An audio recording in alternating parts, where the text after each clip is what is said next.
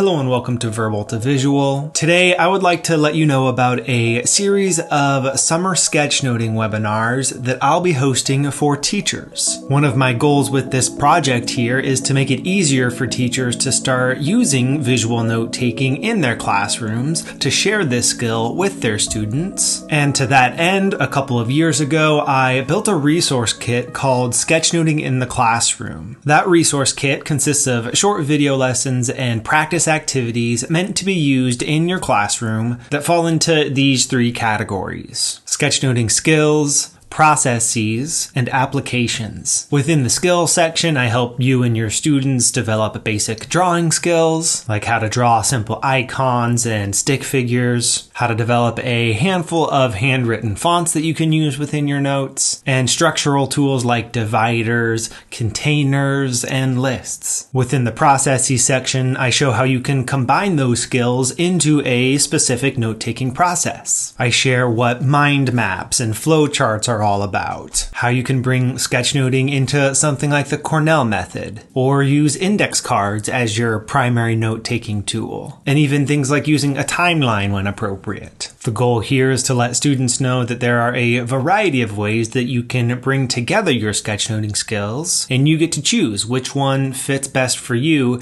in any particular situation. Within the application section, I describe how you might use sketchnoting in specific subject areas, looking at social studies, science, math, physical education, language arts, journalism, art, foreign language, and even a cross-discipline approach. So that's the core of sketchnoting in the classroom. That's what already exists. In addition to a printable card deck of sketchnoting prompts that you might be able to use as an extension activity or when there's a few minutes left at the end of class. But now that this resource kit has been out in the world and teachers have been using it for up to a couple of years, there's one more thing that I'd like to add to it. And that's a bunch of student examples. I want to see what this has been looking like in your classrooms, what your students have been creating as you've been introducing the skill of sketchnoting. And I would like to add some of those examples to this resource kit itself so that future students can have those examples from folks just like them, and also so that other teachers can get a sense for what they might expect from their students. So with those goals in mind, I have sent out a request to everyone who has picked up this resource kit so far, asking for just a handful of examples of your students sketchnoting. What I will then do is curate those examples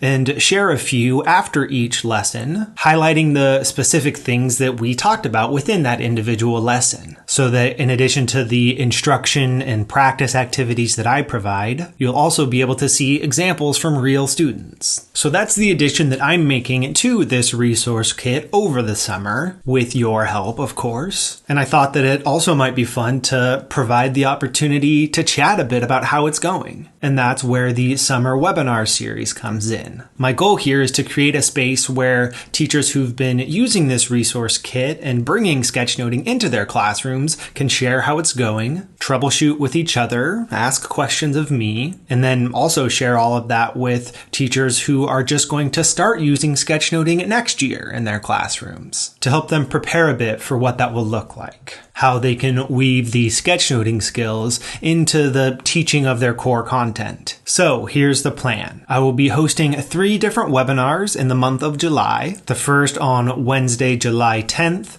the next on July 17th, and the final one on July 24th. And I decided to break those up by the age of the students that you teach. The first will be for elementary school teachers, the second for middle school teachers, and the third for high school teachers. By breaking them up in that way, my hope is that we can address the issues that are specific to your students. And I'm also kind of just curious to see what the typical elementary level sketchnote looks like compared to the middle school sketchnote and the high school sketchnote. So because of that, one of the things that I ask when teachers are sharing some examples of student sketchnotes, I ask what grade level those students are in, because I feel like that will help you to calibrate what to expect from your students, and maybe even help them build their skills a little bit more quickly by showing them how close they are to what students a few years down the line are doing. Those webinars will begin at 12 p.m. Pacific, 3 p.m. Eastern Time. I imagine they will be about an hour long, but I will continue hanging out as long as there are